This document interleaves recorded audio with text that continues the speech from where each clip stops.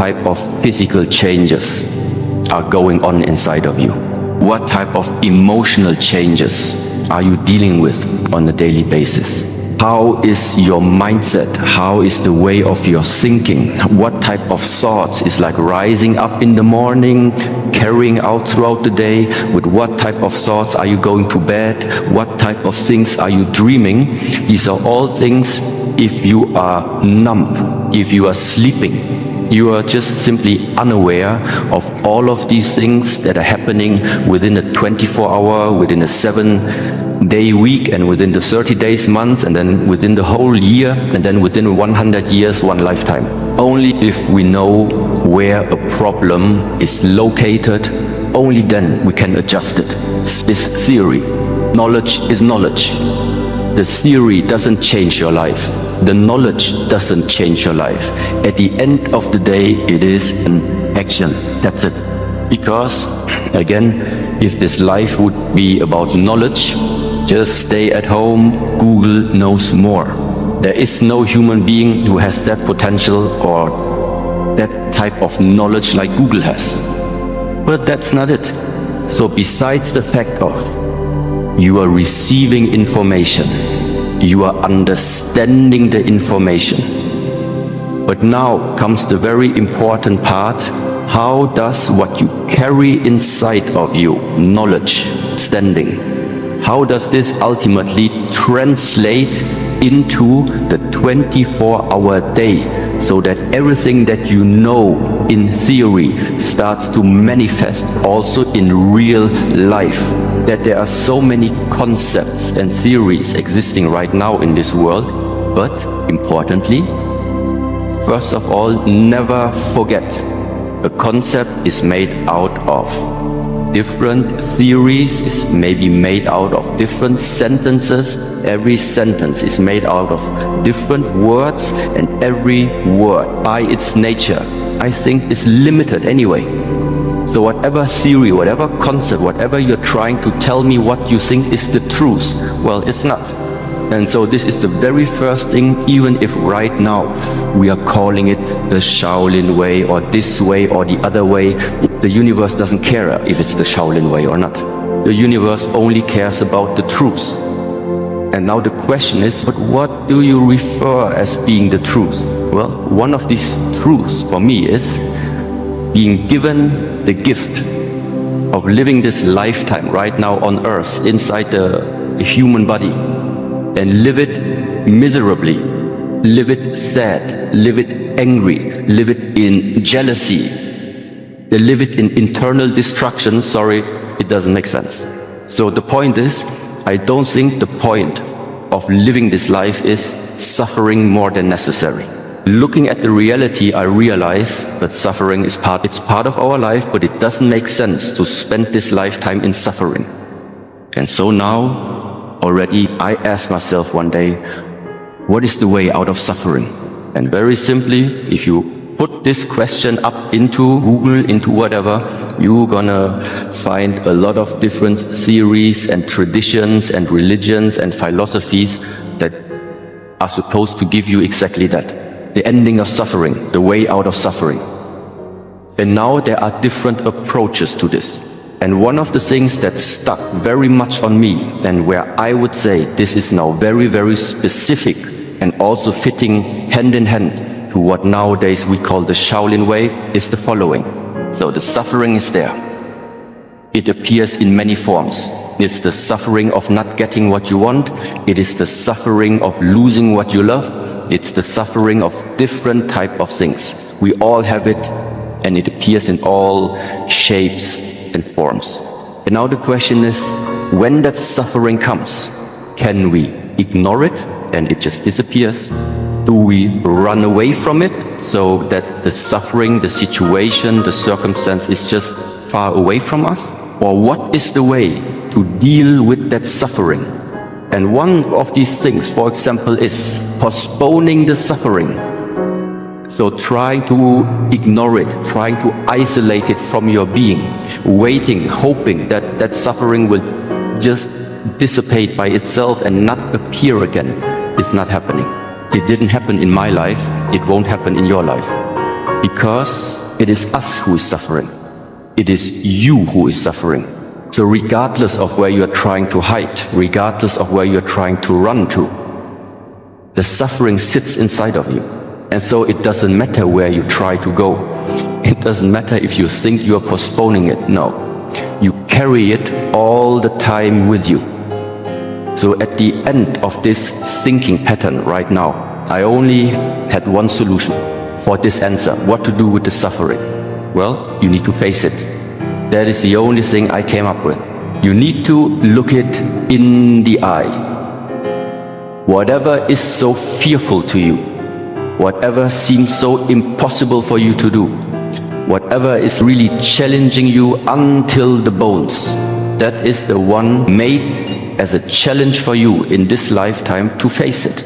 But then I realized some people have the ability to face it, some people do not have the ability to face it. Why? Because I think then there are two things missing. There are probably more, but just conceptual-wise, to make it simple, two very important things are missing. Number one, the ability to let go is one very, very big part.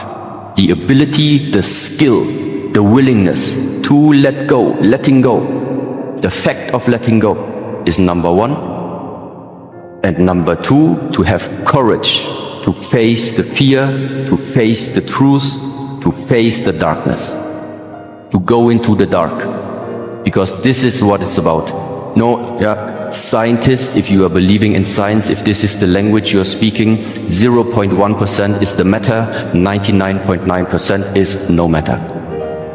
0.1% is what we know, 99.9% is what we don't know. What is your mission? What do I think is my mission?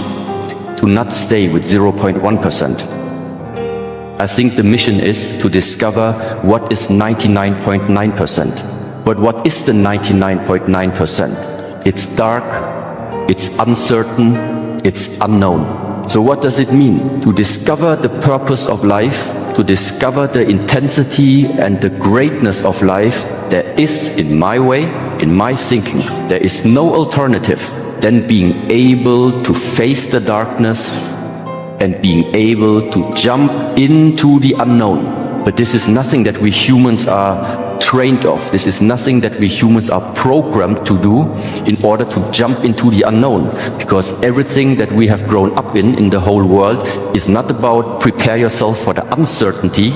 It is build up your illusion of security. This is where the worlds are colliding. Courage and the ability to let go.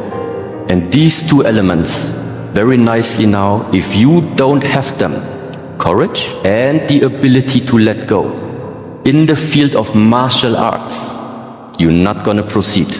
Because training martial arts, growing up in the field of martial arts, goes hand in hand with the ability of taking pain and of taking suffering. It's just that because we say we know it is just like a sport, it is a hobby, it is just like, for some people it's just like a martial art. That's why we have another perspective about it. But the point is like this: if you are not willing to take pain, you cannot proceed in the martial arts. It's just not working. Because the growth of skills and the growth of physical skills is because you are continuously confronted with the comfort zone and are being forced to leave it, to move beyond the comfort zone. And so as a martial artist, you are used to the lifestyle. Something hurts, but it's okay, let's go through it. Pain is not gonna stop us. It's just an indication this is where, at this moment in time, our limit is.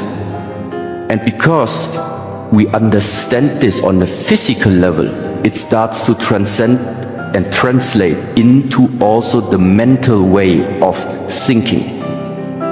If the suffering is there, I'm not going to run away from it, I'm not going to ignore it, I'm going to find a way to overcome the suffering. And this is the very important distinction, what I think this life is about. To overcome the suffering. not to ignore the suffering, not to run away from the suffering, not to create your dream world in order to not face the suffering. No, the suffering is there, the enemy is there, face it. If you're not strong enough to face it at this moment, invest your lifetime to make yourself strong enough to one day be able to face it. In my world, if you don't face it, it will always be part of your existence. And this is why, for me, very important, I can only share with you what I feel for myself. Which means maybe the Shaolin way isn't for everyone. That is the other truth. But I'm also not here in order to propagate anything. I was just asked, I don't know why, to simply share my thoughts. These are my thoughts. And when we start sharing anything related to our monastery, to the Shaolin Temple Europe, this is what I share there. Make yourself strong. Prepare yourself in this lifetime for the end. Prepare for the end in the now. That's what it is. We are preparing for the end in the now. The end of what? The end of that anyway you're going to lose your identity if you want or not. So the thing is, you don't need to worry about losing your ego, getting rid of the illusion of your I during this lifetime. If you manage to do, it's good for you. If you don't manage to do, it's going to happen anyway. But now, exactly based on this, it's going to happen anyway, but it's going to happen without your acknowledgement. It's going to happen very rapidly. From one day to another, it's going to happen. And this is again the truth of the human being. What is the most difficult things for us humans to face?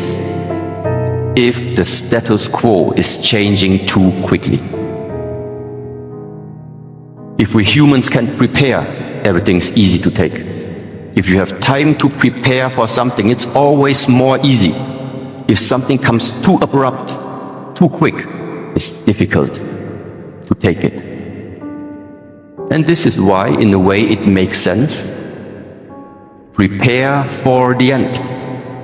And I'm sorry that all of this sounds so depressive, maybe. It's not. It only sounds depressive. But the great part is, something ends, something new begins.